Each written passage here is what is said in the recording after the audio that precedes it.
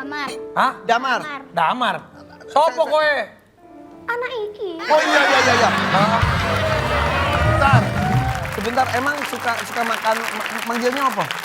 Papa? Manggilnya apa? Ayah. Biasanya kan manggilnya Dedi. Dedi. Biasanya manggilnya Dedi. Dedi. Itu mukanya lihat gak setuju.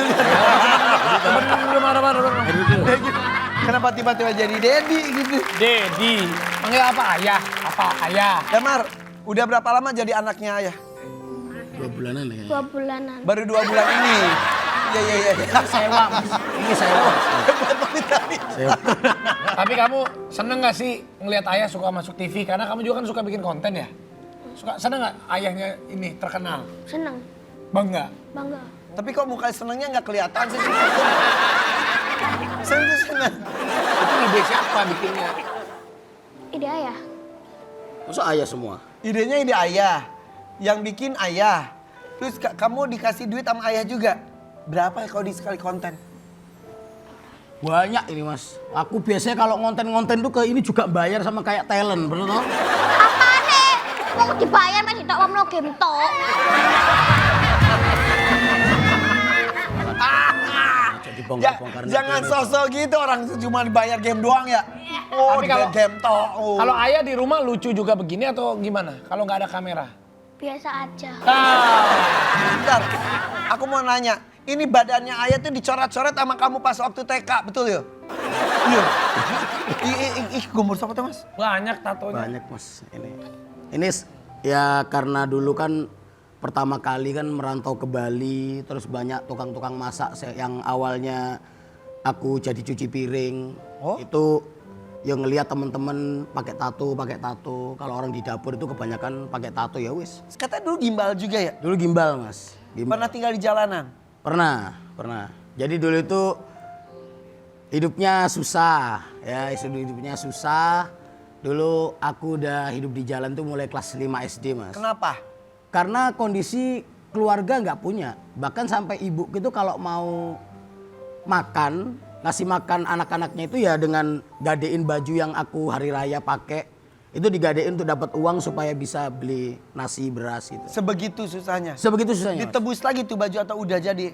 Kadang ditebus, kadang enggak. Bahkan ada baju kesayangan saya itu yang enggak ketebus. Jadi aku tuh nyari bajuku, tapi ibuku nggak bisa ngomong apa-apa. Kayak mau jawabnya nggak bisa, mau bilang hilang nggak bisa, mau bilang mau kebalikin nggak bisa. Baru tahu ternyata. Baru tahu kalau ternyata waktu udah agak gede tahu kalau ternyata ibu itu sering ke rumah orang itu. Itu orang yang sering kayak gade-gadein HP, baju gitu-gitu untuk jagain uang. Sebegitunya orang tua buat kehidupan. Bahkan sampai ngelakuin, kan aku kan satu saudara kan 4 Mas.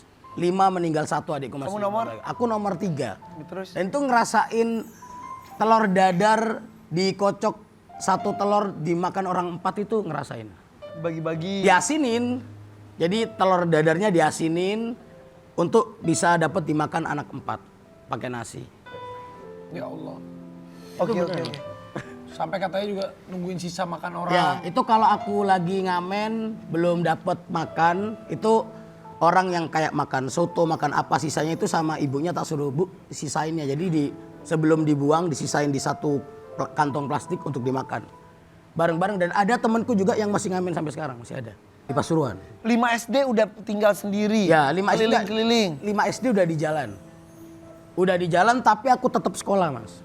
Oke. Jadi Di jalan ngapain? jadi rute perjalanan hidupnya itu Mas setiap hari itu aku pulang sekolah, habis pulang sekolah aku jualan ibuku cilok sama martabak ke rumah sakit di Pasuruan. Udah jual sampai sore pulang, habis maghrib aku berangkat ke alun-alun. Ngapain? Berangkat ke alun-alun Pasuruan untuk ngamen. Setelah ngamen jam 1 malam aku istirahat di situ. Terus jam 3 aku lanjut ke pasar Pasuruan. Pasar Gading Pasuruan untuk ngamen lagi. 4:30 aku pulang. Sekolah. Sampai rumah tidur sebentar, jam 6:30 mandi-mandi berangkat. Jadi sampai di SD sama SMP Pojentra itu aku dikenal yang sering tidur. Tapi banyak guru-guruku yang support karena dia sering ketemu aku ngamen malam-malam. Gitu. Karena kondisi keadaan mengharuskan seperti itu. Iya. Akhirnya terbiasa hidup di jalanan. Iya.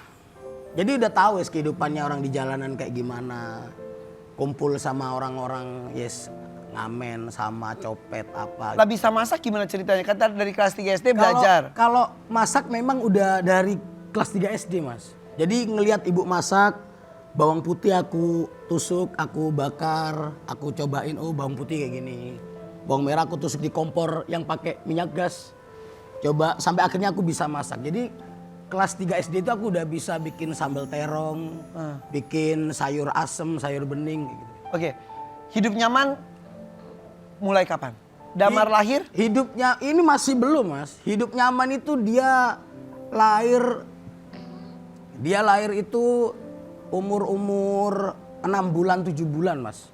Hidupku udah mulai enak Mas. Sebelumnya? Sebelumnya ya aku jualan di kantin sekolah sama istriku sama hamil besar kayak gitu.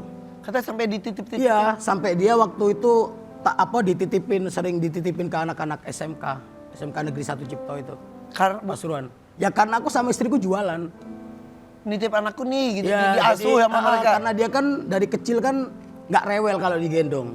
Jadi Lucu. banyak digendongin anak-anak untuk, ayo sini Damar tak mongi, Mas tak mongi itu tak gendong gitu. Oh jadi masa di kantin juga? Di kantin. Kantin sekolah? Ya, jadi subuh itu kita udah ke pasar, udah di kantin. Tapi bener tuh Damar tuh lihat ayah perjuangannya susah kan hidupnya kan.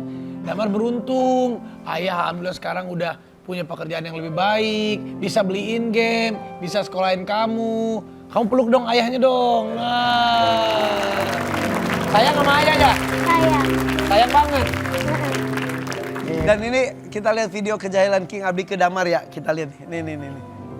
Makan apa? Itu makan apa? Jadi waktu itu kita makan di salah satu warung Mas. Dan di depan tuh ada kayak jeruk gitu loh. Lah aku lihat di TikTok ini jeruk kayaknya bisa dimakan sama kulitnya gitu. Tak coba ternyata ketir Mas. Tapi lu pura-pura enak? Iya. Terus lihat ya ini kayaknya bisa untuk dicobain di anakku nih gitu. Bundanya tak suruh ngerekamin. Sayang, kameranya sayang gitu. Ini enak sayang, ini bisa dimakan pakai ini Mar gitu. Sama kulitnya. Beneran tak gitu. Beneran ya coba. Saya bilang ternyata itu muntah dia. Tapi berarti perubahan kehidupan itu apa pemicunya? Ya saya punya pemikiran kalau anak jalanan itu nggak akan selamanya terus ada di jalan. Terus salah satu hal yang bikin kenapa saya pasang tato karena ini buat motivasi hidup supaya saya nggak akan males. Karena orang kalau udah tatoan nggak akan kerja di kantor, nggak akan bisa kerja jadi pegawai negeri segala macam. Jadi gimana caranya kamu bisa tetap jadi petarung, kamu bisa tetap nggak males, yaitu yang saya lakuin. Untuk Damar, pilihan aja buat dia. Yang penting dia bisa tanggung jawab, dia udah punya penghasilan sendiri, dia mau tatoan mau apa itu pilihan hidupnya dia. Nggak pernah kamu harus jadi ini nggak. Tapi dia ini karena memang udah melewati proses kehidupan anak jalanan dari bawah. Jadi bener-bener udah punya apa ya? Udah punya mental yang kuat. ya mudah-mudahan Damar juga anaknya juga mendapatkan mental yang kuat walaupun kondisi hidupnya Amin. berbeda ya nggak sih? Amin. Karena untuk jadi kuat itu bukan berarti dari kenyamanan atau ketidaknyamanan itu sendiri. Tapi hebat, tepuk tangan dong buat King Abdi. Nah, setelah ini kita juga akan kedatangan chef ganteng yang pernah jadi rival Raffi Ahmad dalam merebut hatinya BCL. Apa? Kesan lagi ya, tetap di sini di FVP pada pagi. Goyang nasi padang pakai sambal rendang sama orang Minang yang ikut bergoyang. Ngapain lu ke rumahnya? Enggak. Sama kayak Raffi. Jadi zaman-zaman Sama kayak gua. Udah gua lagi diem. Enggak, maksud gua gini, Vi. Gimana? Coba gimana? Gua kenal Niki dari zaman dulu. Kenapa gitu. merah Mana mukanya? muka lu merah?